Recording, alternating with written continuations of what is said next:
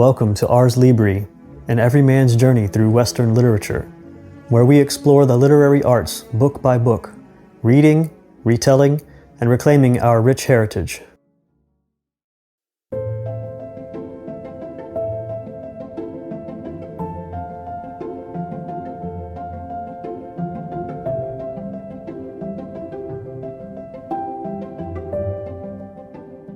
Picture a modest home in Concord, Massachusetts, during the Civil War era. The air carries the chill of winter, but inside the March House, there's warmth, laughter, and the hum of life. Here we meet the heart of Little Women, the four March sisters, Meg, Jo, Beth, and Amy. Each sister is distinct, like different colors in a quilt.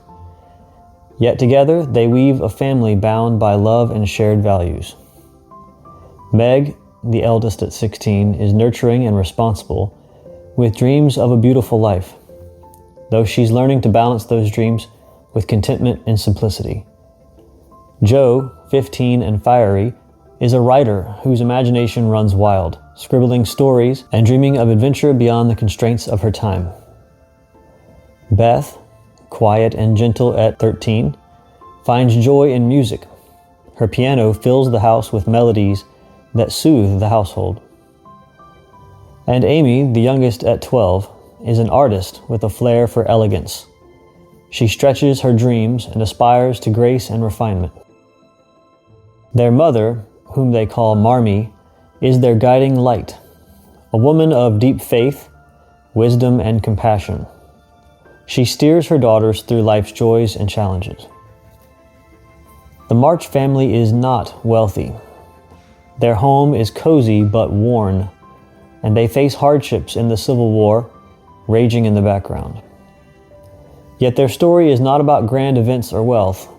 It's about the small moments that shape their characters. Alcott paints a picture of a family rooted in Christian values, kindness, humility, and service to others. Marmee teaches her girls to look beyond themselves, to care for those in need. Whether it's sharing a meal with a struggling neighbor, or offering a kind word, or forgiving one another.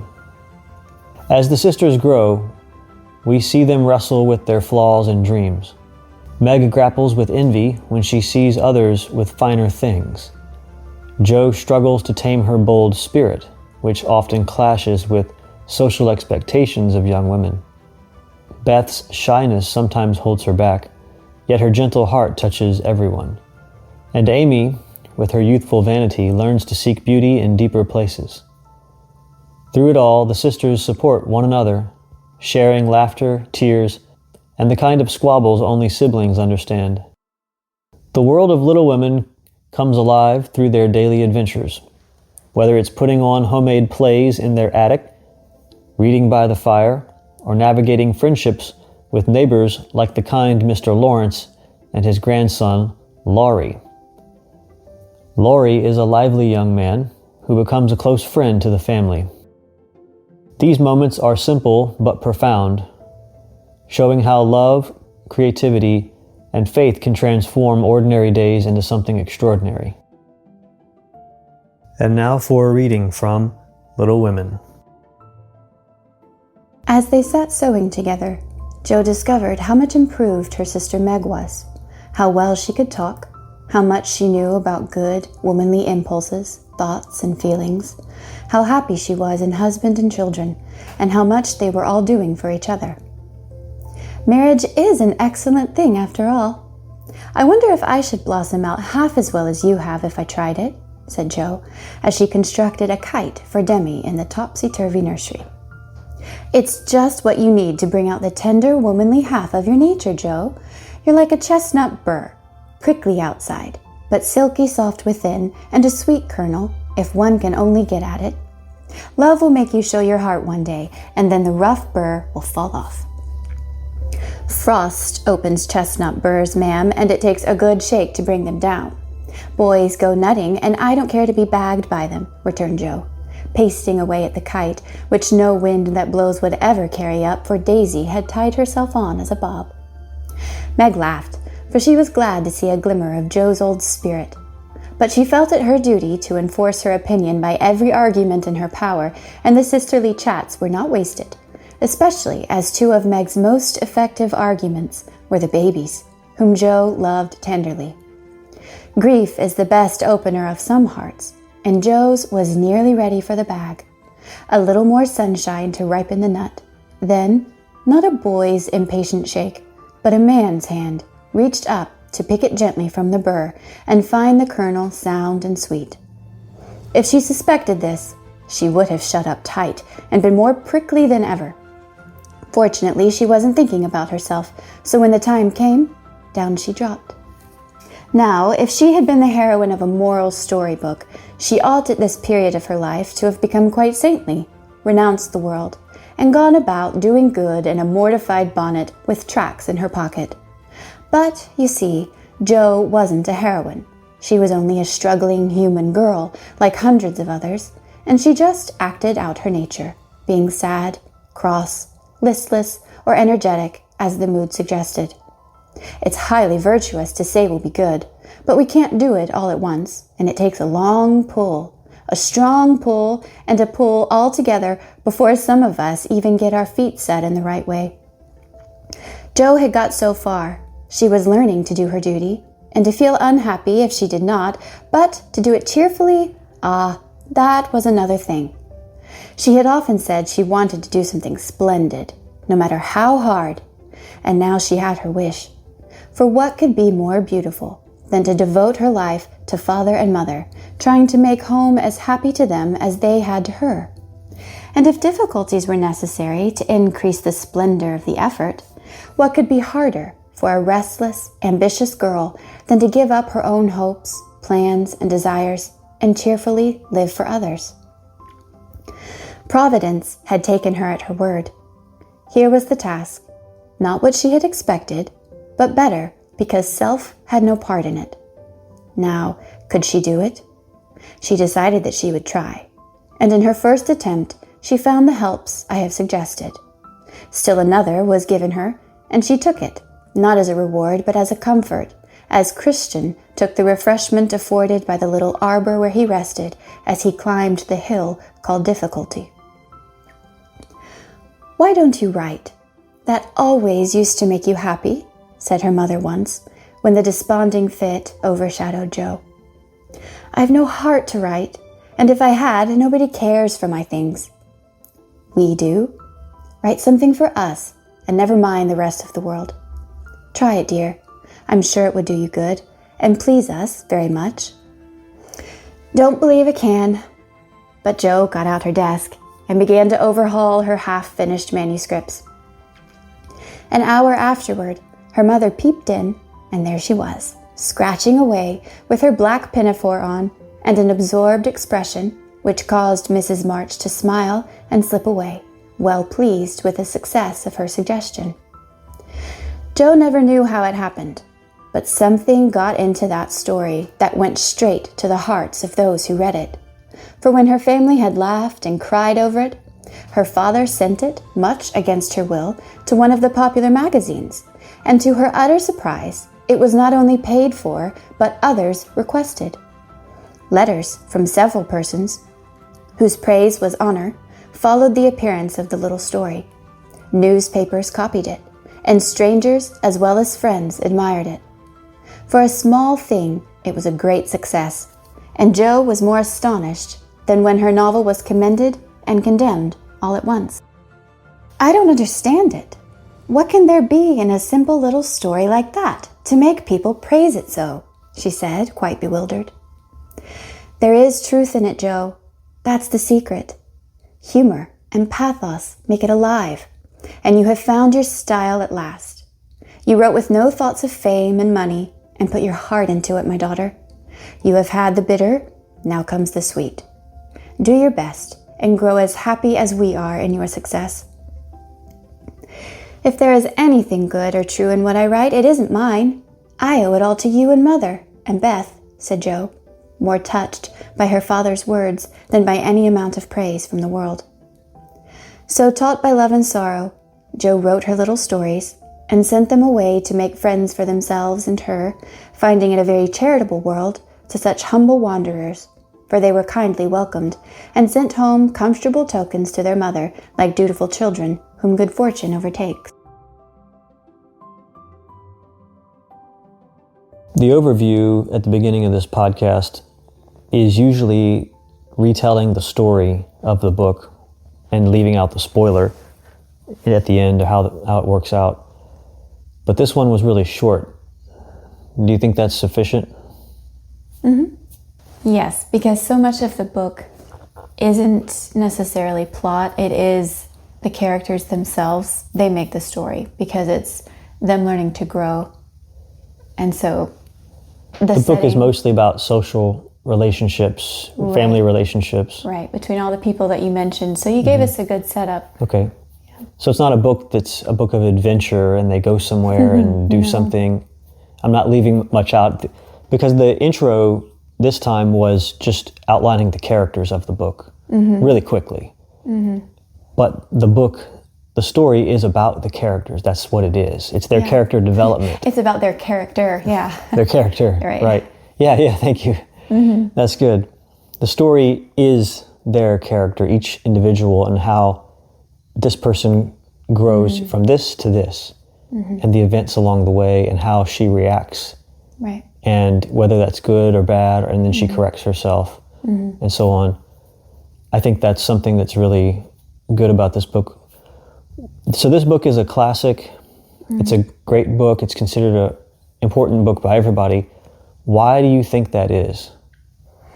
Well, I think a major part of the draw of the appeal that this book has for women of all ages is that it is so very feminine. It's a world of teacups and china plates and dresses and flowers and sisters and giggling. But it's a world where women are comfortable. It's a female space. And I know that sounds cliche, but today in a world where everything is androgenized, everything... What does that mean? What does that mean? Everything is, there's no longer a female space or a male space today because we're all equal see. You're not allowed to have it separate. You know, I've never thought about that because I'm a guy. Yeah. We complain among ourselves that there are no male spaces anymore, but I never thought that there are no female spaces either. Well, there may be, I don't know, but in general, this is just, in general today. And generally, everything is just for everybody. It's forced upon us that you can't have it either. There are no gender distinctions anymore. Right. The clothing is all the same. Right. The music, the attitudes. Right. I saw in the movie version of this, the 2019 movie version, there's some dancing scenes. Okay. And it's not dancing like we dance today, where it's just random stuff going on. There are clear roles. Yes. For the female and the male. And so this world of Louisa May Alcott's story is one where there are feminine spaces and feminine activities and feminine aesthetic, like the way you dress, everything. Yeah. So today in a world where nothing is exclusive one way or the other, people, I feel like all women they're drawn to this book. It's like this little gem. It's a treasure, something they can hold on to as something that is just for girls. And it's cute and it's fun and we like it. And you almost feel guilty for enjoying it. Why? It's like, I'm just really enjoying being a girl, yeah. And it's like, you're allowed to be a girl and like it, I totally understand now. Yeah. Because I feel that way when I read books about guys. Okay. When I read books about Mark Twain's book, and it's Tom Sawyer and Huckleberry Finn. And they're just doing all this dumb stuff, and I'm thinking, perfect. Gosh, what a great time, Yeah. And of course, nobody wants to be in those situations because they all do things wrong, but it's other stories too. Stephen Wolfe right now and I are doing King Arthur and the Round Table romances and things on Ars Politica. That is so exciting because it's men doing man stuff. Men like to watch war movies for the same reason. Yes, it's men, like nobody wants to be at war. Nobody wants to go to war. However, the brotherhood that's there, it's very masculine. That is something that's attractive to men. It doesn't have to be that extreme. It can be something as simple as men just hanging out together and doing things. Yeah, but war movies, that is a masculine appeal. It's a masculine appeal. That's the only thing, that's what it is. Yes. And Little Women, it's feminine appeal. So it's a secret pleasure that you're not supposed to have today. So if you end up reading this book, you kind of have to do it quietly. You're not supposed to like that kind of thing. Yeah. That theme is in this book too. I think it's Joe and maybe Amy that express wanting to not marry or to be free. Yeah, Joe clearly has those attitudes. She feels very restrained by her life as a girl. You know, she wishes she could go and fight in the war and she said that, be with her father and help out. And sorry, the background here is that they are all living in the North, and their dad is away fighting in the Civil War, and they they don't have much means as a family. They can all feel kind of trapped because of that naturally.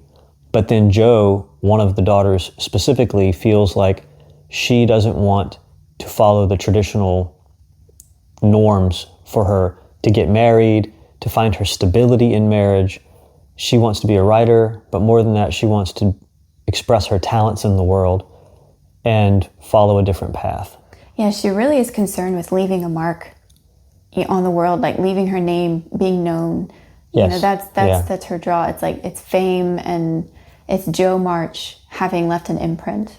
You know, that's what she's concerned with. And so, yeah, she tries to do that through her writing. She said that to the professor, especially. She said, when he critiqued her work, in the book, Joe presents some of her writings to professor, and the professor criticizes it and says it's not good, and then she gets upset and says, you don't know what you're talking about. I'm going to be somebody, and you're going to be a nobody forever, and she storms off. Yeah, and she feels that in order to be somebody, she has to reject what is traditionally available to females. Yes. And so she did. Yeah, she did. Yeah, and she has to step outside of it and kind of forge her own way, forge her own path, make her own. Yeah, so spoiler alert for the book, if you haven't read it, the neighbor, Laurie, Mr. Lawrence, has a grandson. Is that right? Is the grandson Laurie? Theodore Lawrence. Okay, and they call him Laurie. And he comes over sometimes. Well, he falls in love with Joe and eventually proposes to her. And she rejects it.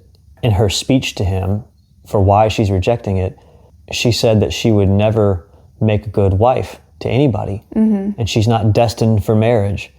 And she can't love. She's even tried, she said, and she can't do it. And she says all of this stuff. But eventually she does get married to the professor. And they start a school together in the house that she inherits from her aunt. Yeah. So she follows the traditional path anyway, except she's the one with the wealth because she inherited this stuff. And the professor is not. But it's known, if you're going to go be a professor, you're generally not going to make a lot of money in life unless you get some really nice chaired position at a huge university. So that may be a special situation. But I think her story does show that she eventually did follow the traditional feminine path. And I wouldn't call it traditional. I think that it's natural for a woman to fall in love with a man. This is not tradition. Yeah. Tradition didn't come up with this idea of women loving men. And marriage is not something that humans invented. God created this. It's in our natures. God created. And it's been our tradition for so long that we've sort of bred it into ourselves, even if it was man-made. We've been doing it for thousands and thousands of years across all cultures, almost all cultures.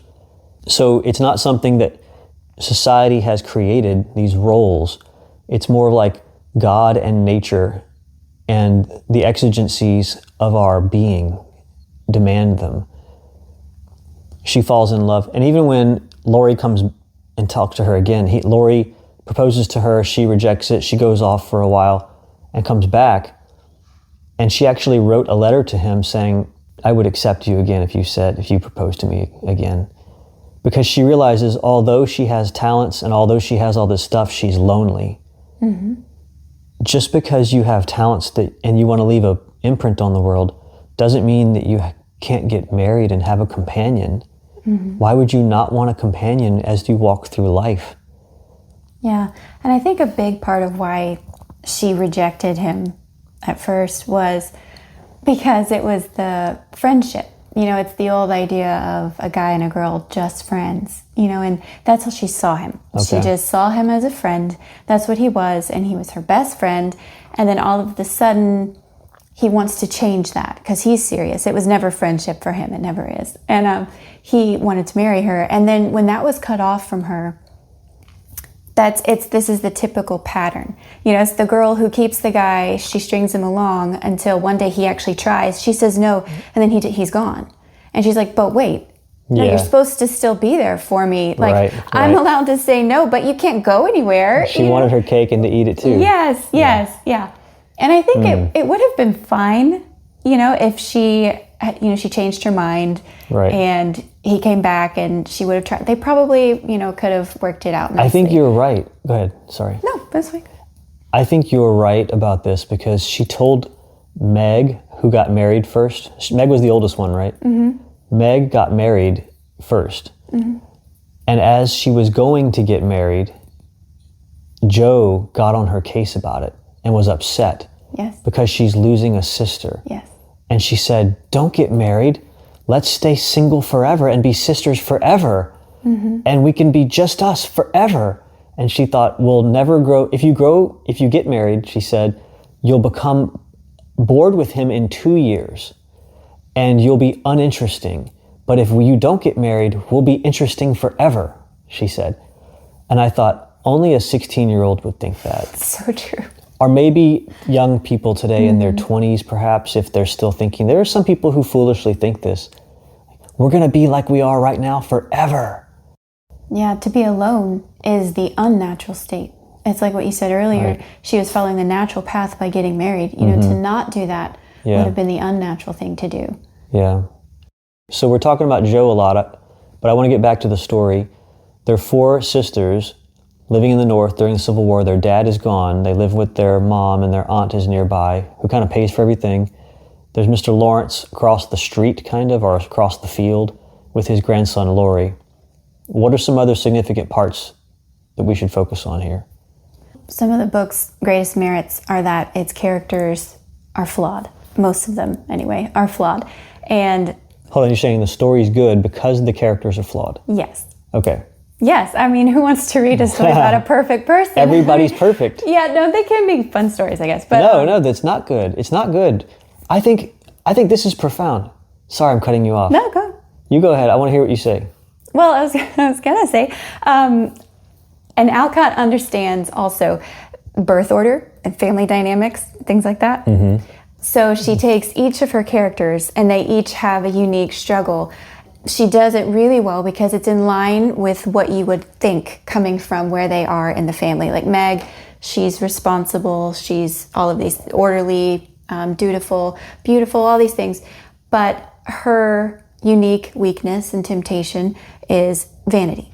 That's what she has to struggle with. That's her besetting sin. That's what she has to overcome. And then with Joe, it's her rashness. She's impetuous. She thinks and acts even quicker. I mean, she's very fast. And she's the second born. Like, that's very typical. It fits. And then you have Beth. She's the mild, easygoing, get along with everyone. And of course, she's the middle child. She's there to please. And then you have Amy. She's the pet. She's a little spoiled. She's the baby. She has her way. She dreams big. All of those things. And so each of their flaws go with where they fall in line in the family, and I just think that was really well done on her part. But what were you going to say? So the idea that they're flawed adds depth to who they are, and therefore they can actually be different people because they're flawed. They're different. Perfection is one thing, but you can have these different characters who are the firstborn. She has these qualities, and she has to overcome them. And she has her own story because of that. If she didn't have anything to overcome, the character's flat and unrelatable and uninteresting. You're already perfect. You need nothing. Yeah. There are some stories today where the lead character, especially if it's a female, she has very, very, very few flaws. Or her flaws are actually that she doesn't trust herself enough. Or she hasn't expressed herself fully enough. Yes. Something like that. It happens all the time. To give an example, the latest Wonder Woman movie with Gal Gadot, it shows her when she was training to be special. And in her training, back in like Wonder Woman land or whatever it's called, the Amazonians. The Amazons or something. Yeah. Her trainer says, you're not trusting yourself enough, or you're not believing in yourself enough. Like, you're better than this. You're stronger than, I know you are. It's inside of you. You got to just let it out. That's the training. The training isn't to overcome something external to yourself. It's to discover the awesomeness inside of you already. In reality, that's not very inspiring to anybody, because in real life, humans have to overcome external objectives. You have to overcome opposition that's outside of you, things that stop you. And it can be somewhat in your mind, but you have flaws, you have problems that need fixing.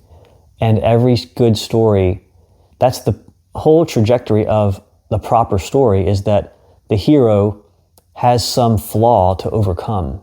Right. This is every single story in human history. The hero has a flaw, as well as external opponents. So the fact that these women have internal issues that they're dealing with and struggling with, we focused on Jo already, because I think, to me, that's one of the most interesting ones. It has a lot to do with social commentary today. And back then, feminism, it's a big deal. And sometimes this book can be seen in that light as a commentary on feminism to some degree. Women's station in life, their safety, their security, their stability, their proper position, and their whole aspect is just to get married or something. And you hear that in the book. I think that's prominent. So Jo is a big character there, but she overcomes some of the things that are holding her back in that realm. She tries to pursue a certain lifestyle, and she ends up getting married in the end, like everybody else. Right. Everybody got married. Everybody had children, or at least adopted a bunch of children for students. So they all have flaws. Right. And in my thinking, this makes the book a really good tool for mothers to use the book as examples for their daughters about overcoming some of these same weaknesses, because they're not outlandish. You know, they're the things that we all will face, that daughters and women will all face: vanity or rashness or self-righteousness, or, you know, being spoiled, or wanting to be pampered. We'll all face that at some point, you know, struggle with that. So I think that it really could be a tool to read with your daughters and go through it and use their examples for your daughters in their lives. So Meg, for instance, she has the opportunity to go to a ball, and no one else from her family will be there. And it's like she knows what she's going to do beforehand. It's like, this is my chance. You know, this is the time when I can give in to this side of me that I normally keep closeted. And she does. She gives in to the flirting, to the vanity, to the silliness, to the giggles. And you might think, well, what's the harm in that, you know? But it was her. She knew it was wrong. For her to do that, it was wrong. And the other thing that Alcott, a theme of Alcott's, is that your sin will always find you out. Like, none of them get away with their sin. If they do, if they do anything wrong, like, it's always found out. Whether it's like Amy at school, drawing the picture of the teacher. But I remember that. Yeah, it's always found out. That was funny. So Meg is found out because their neighbor, Laurie, also happens to be at the ball, and he gets on her case. And the movie, this new movie, actually does not do as good of a job. Oh, really? On that. No. I thought it did a decent job. They do all right. Her. And then Meg is like, yeah, let me have my moment, you know? And he's like, fine, or whatever. But that's not how it is in the book. Oh, yeah, that's right. It's a legit rebuke, and she is ashamed. She is ashamed of her behavior. In the movie, it's like a guilty pleasure. And it's left at that. I see. She has no remorse. I see. But in the book, it's very much she was caught doing something wrong. She was caught doing something wrong, and she does not get away with it. So to me, that's a good example. That is good. Yeah. There are other parts in the story where they show good character. The big scene where the family on Christmas morning they're sitting down to eat this dinner or this breakfast, and another family is starving across the way, and they all decide, let's give them our breakfast. And that's that's charity. Yeah, and I also like that it was led by the mother. But I don't think it makes it any less charitable for the girls to do that. They all did it without grumbling. Right. And it's like maybe they didn't necessarily think of it, but a lot of times it does take a parent or someone who's been there, someone who understands the situation to lead them in this. Right.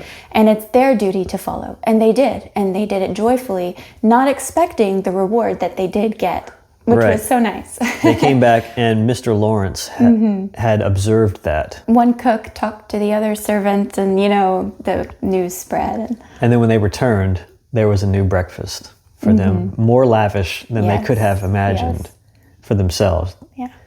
That was really good. Another one was when Joe went skating with Laurie. And I think it was Amy that wanted to come along. And Joe was being really ugly to Amy prior to this. And they left Amy waiting behind them. Or Amy got into the ice. She fell through the ice. And Joe went to save her with Laurie. And that really turned her attitude back towards her sister.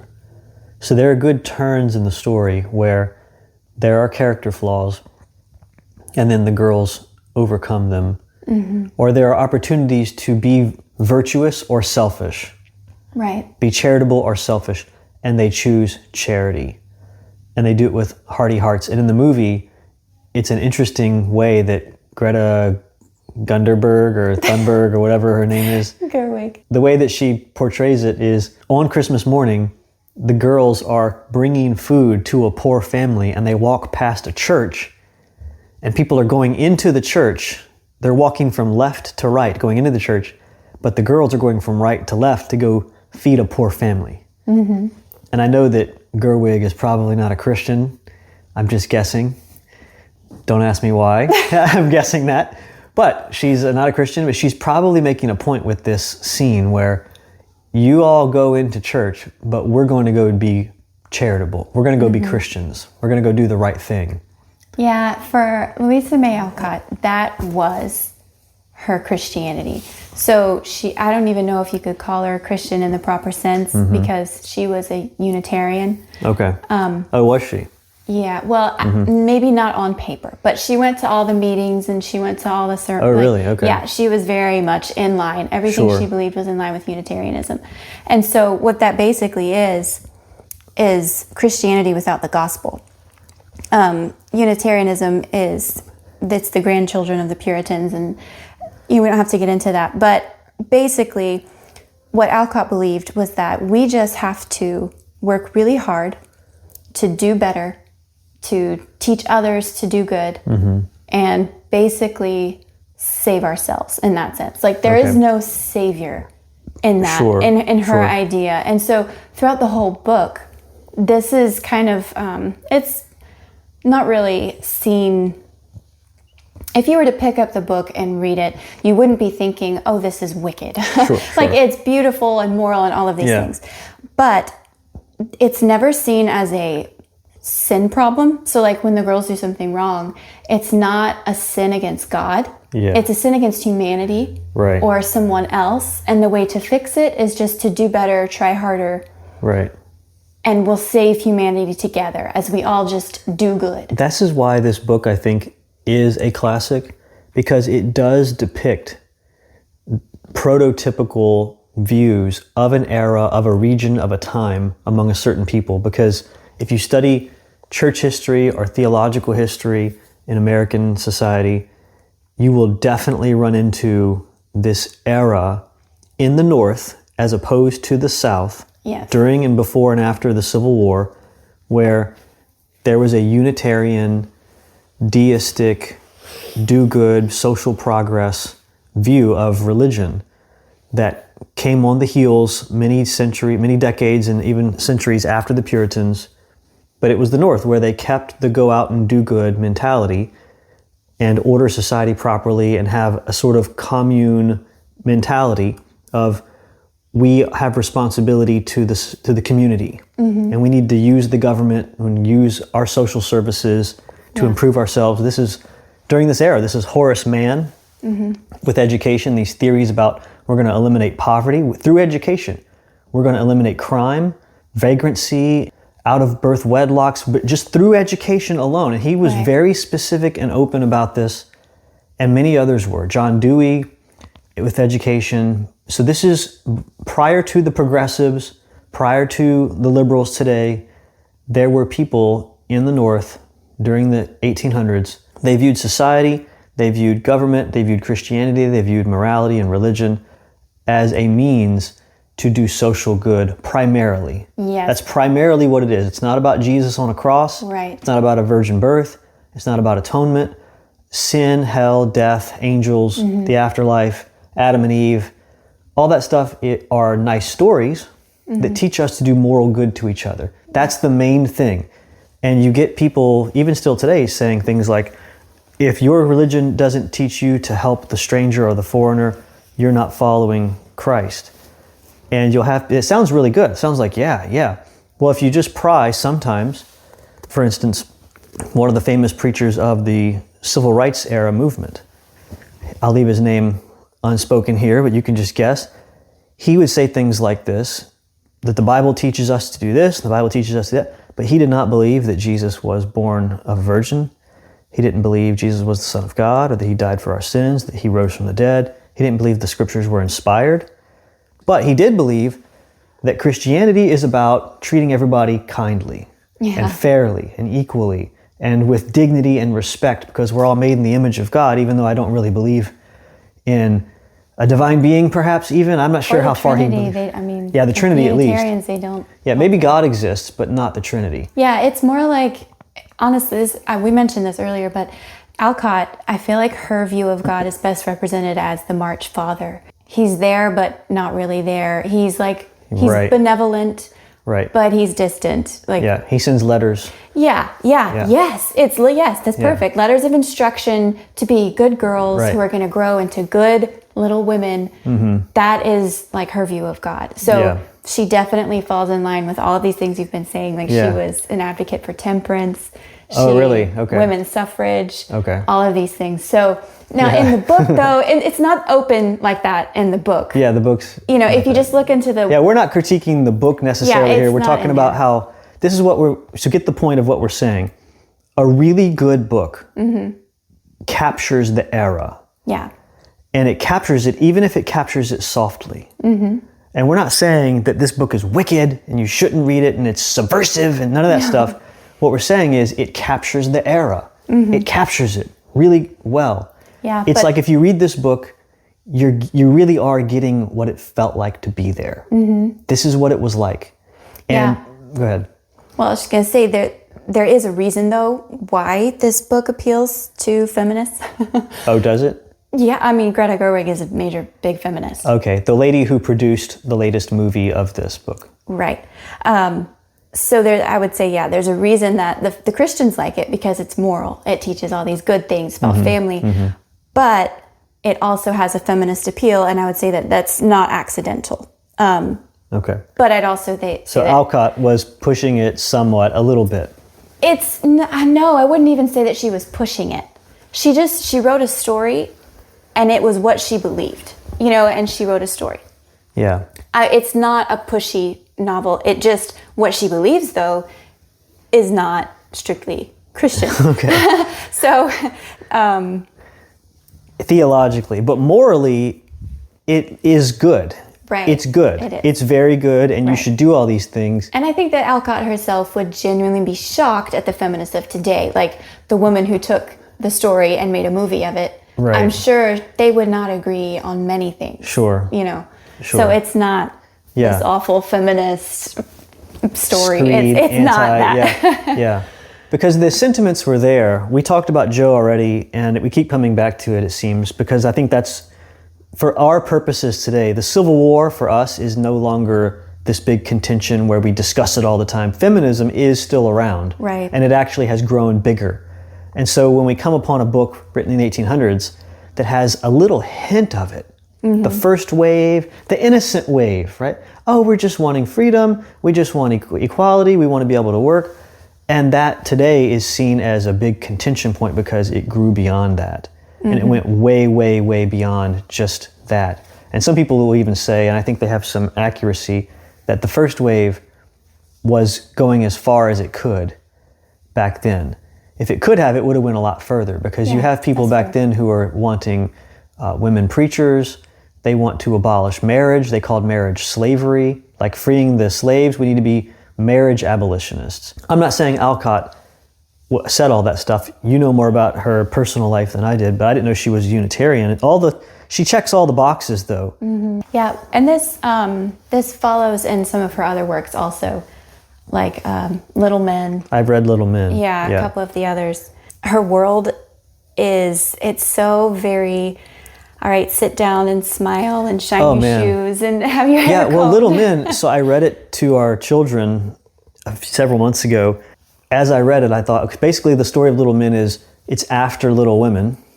Joe is now married to Mr. Bayer, the German professor, and she inherited her aunt's large house, huge, and they turned it into a school for children. And they have a bunch of little boys there, and some girls, but it's a lot of boys. And she is teaching them everything, but also she's teaching them to be these pert, dutiful, obedient, perfect little boys that always button every button and make every ribbon into a bow. And they have the proper etiquette and they always, any problems that they have, they perfectly solve every one of them and become friends again afterwards. Or we don't move on in the story from this issue, or we get it right and it just feels really Longhouse. Yeah. Extremely Longhouse. It's nice, it's pretty, it's beautiful in many ways. There's even a boy who comes from the outside, a bad boy, and they take him in and they try through sheer niceness to convert his evil ways. Right. They don't try punishment and harshness until they finally kick him out. But even then they kick him out thinking he'll come back. And he eventually does. And he comes back and he has this feeling of he's living a wandering, vagrant life. He's living this life of a bad guy, a bad kid with nobody to oversee him. And he comes back and sees how nice it is inside, and how peaceful and how warm and inviting and welcoming and tolerant and open and accepting. But the morals of it are very upright and perfect. And he has to conform to that. And so he wants to come back. So there is a sense in which, for a man seeing that, it's nice. But once you get in there, I'm thinking, any boy that reads that would think, I don't want to keep reading this. Maybe not, okay? I'm not saying it's a terrible book, but boys are going to want to read Mark Twain's Huck Finn before they read that. It's just absolutely true. I felt that reading it. So she does have this, we're going to create the perfect school to create the perfect little men.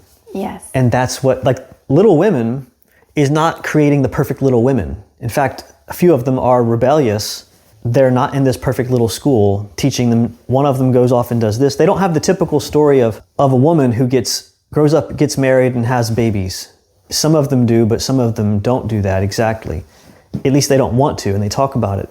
And they express these views, whereas the boys are all being brought up perfect little, obedient, docile boys. Yeah. Kind and virtuous and winsome and charitable and mannerly.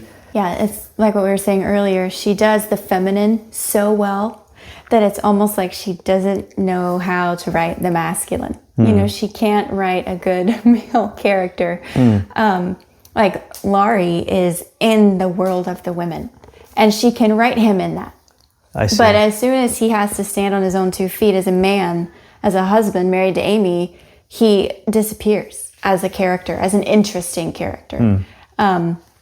And that might be why the March father, there's not much to him. And I think it's just, she doesn't understand manliness or masculinity. And like you were saying earlier, that's probably the social water that she was drinking. A lot of that was everybody just do good now. And that was the world. And that's what's going to make society better.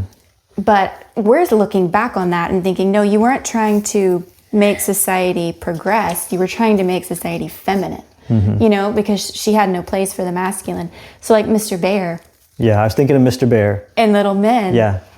He's like a priest. Yeah. He's like the perfect ideal pastor or something. Yeah. He's always kind, He's understanding, yet firm, and he'll give you a talking to. Yeah. And he always has a pleasant attitude. Right. He knows exactly how to handle every situation with perfect wisdom. Yeah. And he's very blah. Right, there's not much to him. Where is his manhood? There's really not much to him. Right. There's no force. There's no aggression. There's not even aggression concealed and in control. Yeah. He doesn't have it all together and keeping calm. Gentleness, people have said, gentleness, you can't be gentle if you are a weakling and a coward. Because gentleness means I can be other, but I'm choosing to be gentle. Right. I think with Mr. Bear, it is that he comes off as someone who is not capable of doing more than being gentle. Yeah, Mr. Brooks also, nobody's afraid of him. You know, nobody's afraid of these men in these books. Like, they're not going to hurt you. Like Laurie, his name's Laurie. Or Teddy. You know, it's like, which one? Yeah. But, yeah. Right. They are in the world of women. So even the book Little Men, it's a woman's world, and the little men are in it very clearly. And I think that's a common danger of children's books in general, is so many of them are written by women. And so in order to actually find a quality one, especially for boys, you got to look for the male authors when it comes to that if you actually want to see good portrayals of masculinity. Yeah. The women will say this too, though. The feminist writers, early writers, and feminist scholarship has always talked about women need to rise up and become writers and movie producers and stuff because men have been doing this for so long. The only portrayals of women in history are of men portraying women, when what women are doing is creating a lot of literature.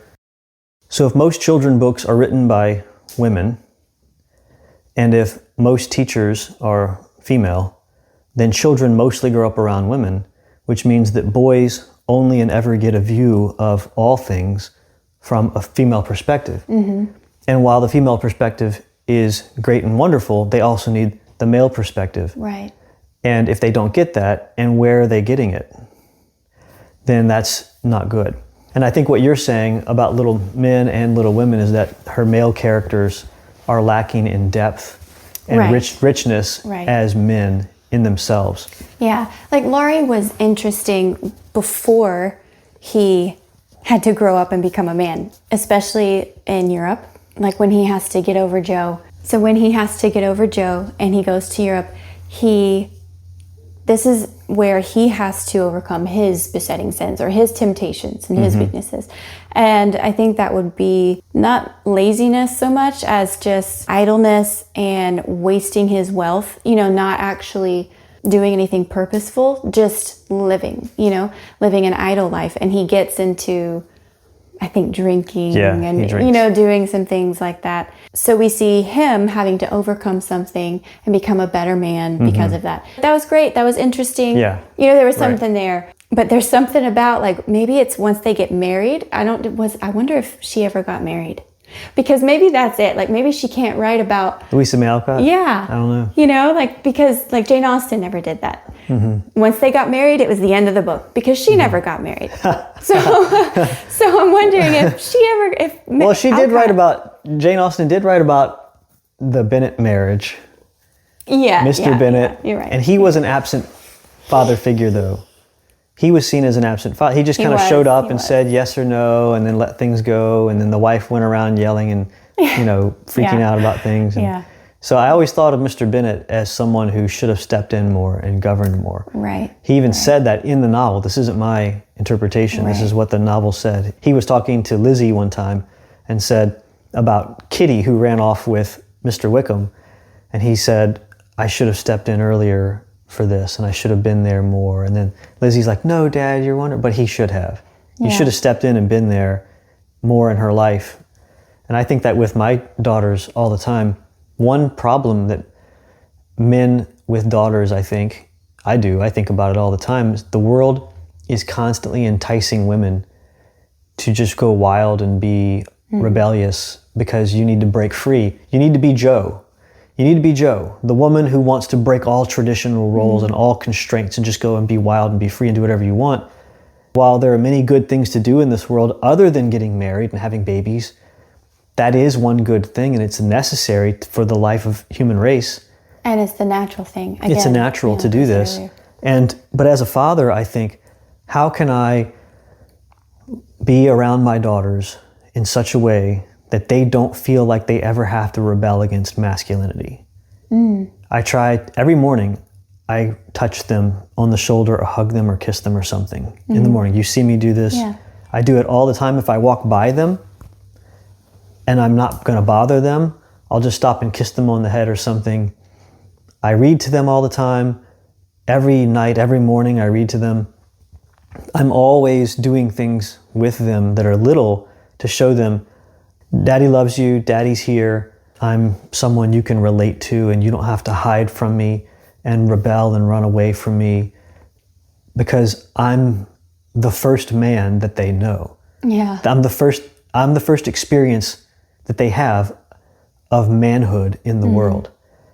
And so if women grow up today rejecting men and masculinity and patriarchy and the male order and all this stuff, I think my daughters, because of the way I'm treating them every day of their lives while they're here, they are going to have a natural antibody, so to speak, against that. When people come to them and start saying, men are wicked and you can never trust them and you need to flee and never be dependent upon a man and you need to express yourself and break away and create your own rules, they're going to think, my dad isn't like that.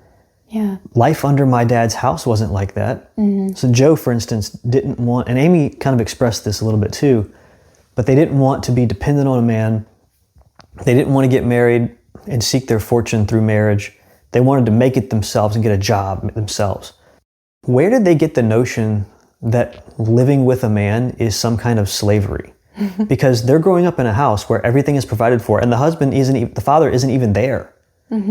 So where's this idea come from that this is slavery? Where have you seen it? Today you see it in movies, music, news, media. You see it everywhere. It's constantly, you're given an education and books. The history of the world is told to you in this way. You're given a history of women were enslaved for thousands of years and finally in the 1800s we broke free and now we're free. Don't ever be enslaved again. But I want my daughters never to feel like they're enslaved living with me. Never. That doesn't mean I let them do whatever they want and I never correct them. It doesn't mean I give them everything they want. It means I show them that living with dad is a loving, wonderful situation. It's good and right and true, yeah. Yeah, and when another man comes along that is the man for them, they're not going to think like Joe did with Lori, no, because if I marry you, I will be putting myself in this constrained situation that I don't want to be in. Oh no, I need to flee this. Okay, I don't know, I gotta say, that is kind of, she wasn't wrong in understanding that, because had she got married, there is a sense in which actually it is the end of all of her dreams. It is the end of her aspirations and ambitions. Like she can no longer go and be on the stage, or she won't have as much time to devote to writing and things. Like she will have a new main mission and job. And so she is right. There is a death to self. That's true, and it's true for men, but in a different way. But you do die to self. This is the book Anna Karenina. We just talked about this in a previous episode. Konstantin Levin is about to marry Kitty Shabbatskaya. He's not a Christian, but she wants a Christian wedding, so he has to go talk to the priest. And the priest starts talking to him about marriage. The priest says to him that marriage is going to be the hardest thing that you'll ever do in your life. Because, says the priest, you will have to die to yourself daily. The two become one, which they bring both of themselves together, but they also have to put part of themselves aside in order to do that, in order to fit together. So marriage is fundamentally this relationship that requires you to be selfless in some ways. So the desire purposefully to avoid marriage and never get married, at least for some people, and I think maybe for Joe, it comes from a place of ego, of self, as the priority. I want to be a writer. I want to leave a mark on the world. I want to be on the stage. I want to make money. I want to be independent. It's not about others. Or if it is others, it's sort of this progressive social welfare others. Like the poor. I want to help the poor. Not any individual person poor, especially not my husband. You know what I mean? I don't want to grow together with a single individual. I just want to help society. I want to influence readers but no individual person that I want to influence. Yeah, and I don't think she had to let go of her dream in order to marry Mr. Bayer. It's funny because I haven't thought this until now. It's like if she had married Laurie, she would have had to let go. She would have had to let go of all of her dreams and ambitions. But in marrying Mr. Bayer, it was like he came on board with her dreams. He came along. He was her helpmate. Yes. Oh, no. He was her helpmate. What have we done? Well, that's Little Men confirms this. The situation of Little Men is she has her dream of a big house with a school, and he is there to kind of be the muscle, so to like the moral muscle whenever it's needed. But it's her program. She's running the house. They're her little men. It's her house. Everything is hers. It's her money, her estate, and he's just there as the caretaker would be at a nunnery or something. Wow. He's like a figurehead. Wow. Yeah. Oops. Little Women's good though.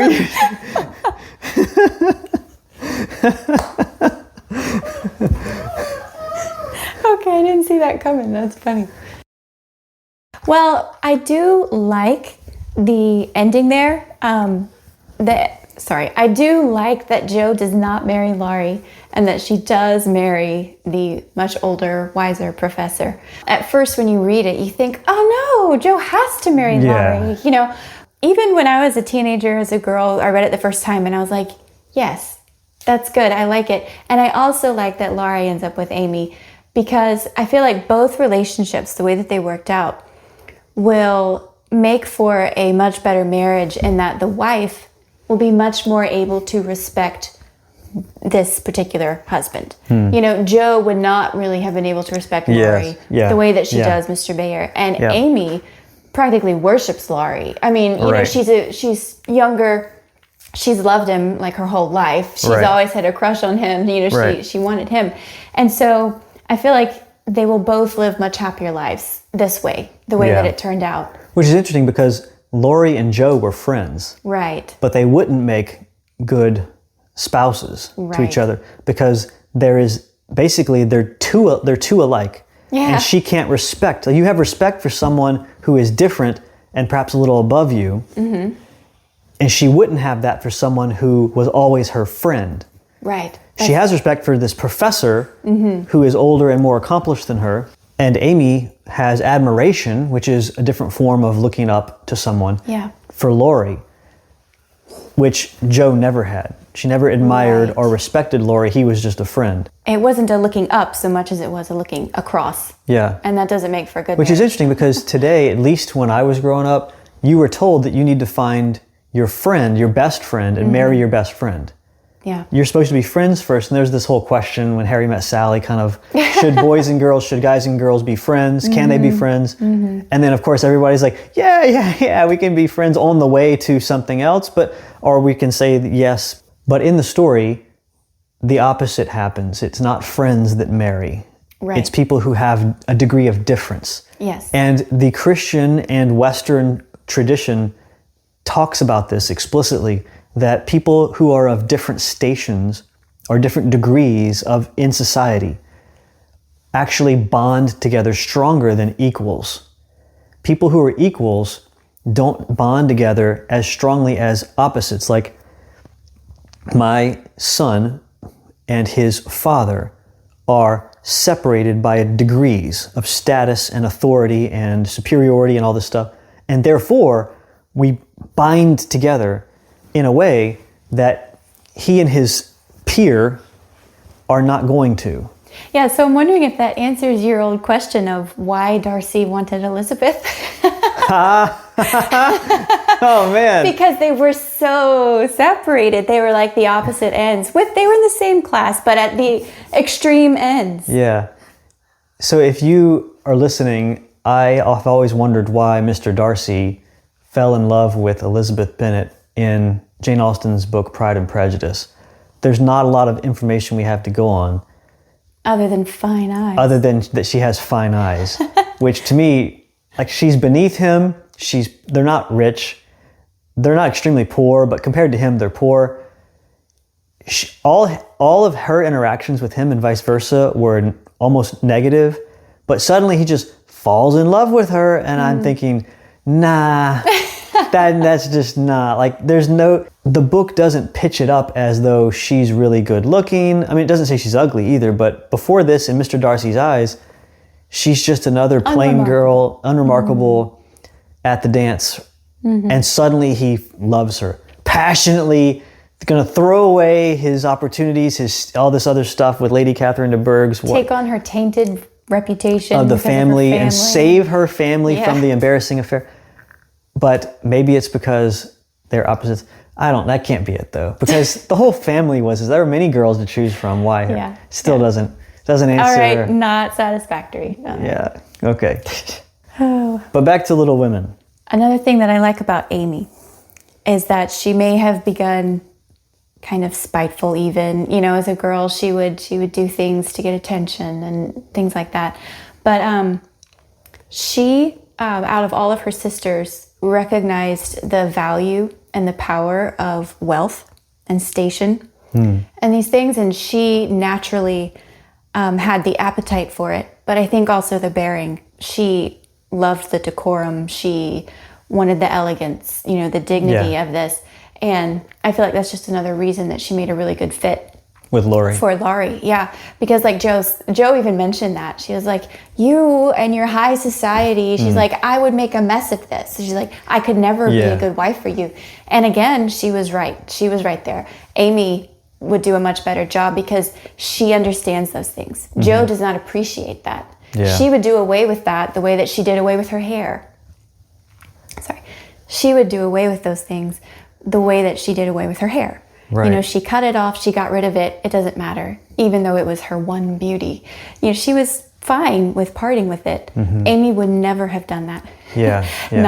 Never. And that's because she sees the importance of these things in a way that Joe did not. You know what though? When Joe cut her hair, she cut it so that her mom could go visit their dad, who was sick in Washington, D.C. At a hospital. She's devoted to her family. Yes. Joe talks about being sisters forever. Yeah. So she does have good instincts and loyalties. Yes. She's willing to sacrifice. I don't know if she actually felt like it was a sacrifice to cut her hair though. Right. She cut her hair and she's like, So, but she's willing to do things that others didn't even think about doing. And she has other qualities: industry, thrift, determination, loyalty, and and she's very practical. When Laurie proposed to her, she was very practical in her answers, like, no. And it convinced me. I'm like, well, that's actually good reasons. Yeah. But I think you're right with Amy. She was sort of born for higher society and she fit right into it. And she knew she did. And her aunt recognized that eventually. Yeah. Her aunt recognized that. And she's like, oh, you are the one who's going to save the family. Yeah, she said that. Right. From utter disgrace, because all the other women are not marrying high. She even insulted Meg when Meg got married and said, well, congratulations, you've just lost everything. And Meg's like, in front of her husband on the wedding day, and they're like, what? Wow. Yeah. See, I can go too far. You can put your all in those things. Like the aunt just wanted wealth and money and that's it. But wealth and money, from the aunt's perspective, wealth and money allow a woman to exist without men. Oh, yeah. And you have to have this. You have to have this. Even if you go get a man or a husband and have a family, you must get money. Because if you don't, you are utterly dependent upon a man. And I was telling you this earlier, every time that a country gets wealthy, this is the primary thing that happens. People think like declining birth rates today and the declining marriage rate, all these sorts of things. What can fix? Oh, it was contraception, or it was this, or it was the internet with all of the social media stuff, or it was education is what I think that it's wealth. Wealth is what it's the common factor, because education can be different. And you have different education, for instance, in Korea than in America. But once the nation becomes wealthy to a certain degree, and people can live independent lives of each other with technology and productivity because of technology, we separate from each other. It's what happens naturally. Electricity, technology, all these sorts of things which are great, create wealth, and this wealth and power and productivity allows us to separate from each other.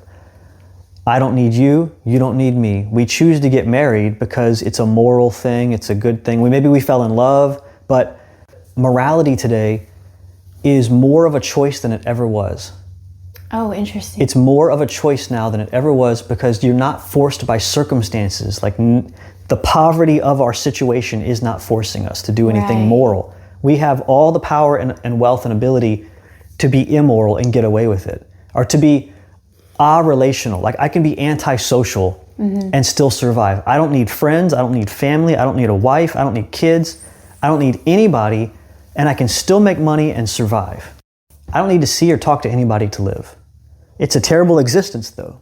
You're lonely and you're not leaving anybody behind to populate this earth after you who look to you and respect you and love you.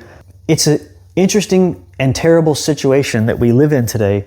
We're so powerful and prosperous and productive that we don't need each other or even ourselves.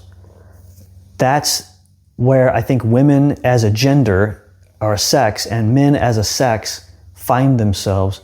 So I can sympathize with, when I hear this, women saying in this novel, I want to go out and do all this stuff. But Jo also has this experience of, but I'm lonely. I'm lonely and I need somebody. And she kind of says it in spite of herself. Like she hates the fact that she's lonely because logically that shouldn't matter. I should be out doing great things on the stage of history. What does this say? Polite women never made history or something like that. Dutiful women never made history. Yeah. Well, the same thing with men, except it's less glamorous. But why do these things today if you could do it all yourself? Because we're social beings. We're gendered beings. God made man in his image, male and female, he made them. This is the first thing that's said about man, and it's not good for man to be alone, which implies both of us, though. It's not just the male gender. It's not good for man to be alone, and we're supposed to be made fit for each other. Right. And I think that's how you know you find the person that you're supposed to marry, is you and this person are going to be able to do the same thing and agree in doing it and help each other doing it. In the book, they seem to have found that.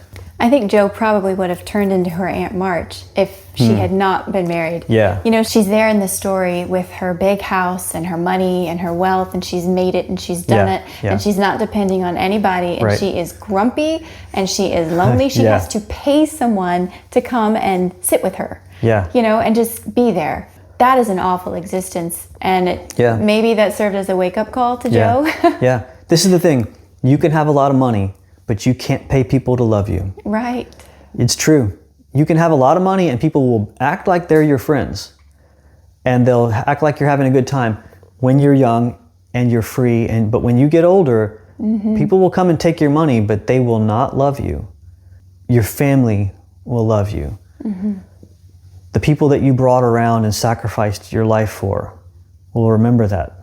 Even in the hard years. Hopefully they will. But if not, that's your only hope. Your friends will have obligations of their own and their families. Right.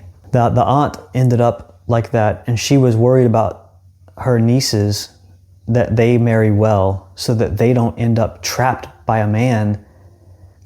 And again, I would ask, where did that trope come from? This idea of being trapped. That was in the feminist literature of that day. It had permeated. What began being discussed in England and France during the revolutionary period is now in the culture everywhere, so that women out in the woods living at a house somewhere in Massachusetts grow up thinking this stuff. Yeah, at least in the North. At least in the North, that's right. I don't think that they were thinking that down here. I mean, we've got Gone with the Wind, and that's a very different woman. A very different woman, yeah. She's strong though. And it was a very different view of womanhood and manhood. Not saying that it was all good. Some of it was bad. Scarlett O'Hara was... she was very much going to be dependent on no one and take things into her own hands. But it wasn't so much feminism driving it. It wasn't feminism. It was just her strong It was just her. It was her. She was just at it. I think maybe then feminism isn't really philosophically satisfying. It's just a good excuse for strong-headed people, strong-headed women to go ahead and do what they were going to do without feminism. Because Scarlett O'Hara kind of does the same things of being independent and rejecting things and ruin everybody's lives around her, but she doesn't have a drop of feminism in her. Yeah. She's doing it all for her fatherland, her home, Tara. That's what she's doing it for. It's not to go make a mark in the world. Yeah, she loves Ashley. She loves Rhett. She loves herself. Yeah. Yeah. Oh, goodness. So overall, it is a great book. The relationships between the sisters and the mother, I think, actually is rare to find that in a book. To have a mother of understanding who helps her daughters grow is a gem. It's a good aspect of the book there, and also like what we mentioned, that the heroines of the book really have to overcome their faults. Yes. And so even that alone makes it a book worth reading with your daughters, because they're not going to get that. They're getting the opposite from the world. Like, girls don't have faults. Right. Right. So it's a good book that shows them that they do have them, but that it's not the end of the world to have a fault, that it can be overcome, that it can be worked through, and that on the other side, you're a better woman because of it. Yeah. I enjoyed that too. Being a father of daughters, it helps me to see what they might go through, because these ideas that were existing back then are still around today, and they're more potent today. And women go through the same things throughout all of the ages of man, like all of the time periods.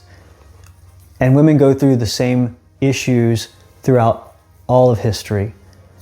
And it's good to see them work through it as a family together and grow and separate and make mistakes and come back and correct themselves. One thing, we faulted Louisa May Alcott in Little Men, that every single little thing they do is wrapped with a nice little bow. So if any bad thing happens, they all fix it just perfectly and repair the relationship just so. Nice little band-aid. Yeah, it's kind of cute. However, I think she does a better job at that in Little Women, because there are faults and they're repaired. There are character flaws that are fixed, but it's not done so cutesy and neat in each little episode. It's done throughout the course of the book, and there's a longer scope sometimes to those problems that get fixed. Yeah, it makes for a richer story. That's true. Thank you for listening. If you're enjoying this content, please consider supporting the show by subscribing at arslibri.substack.com. Your support enables me to produce this content. Subscribers also get bonus episodes, detailed book lists, and more.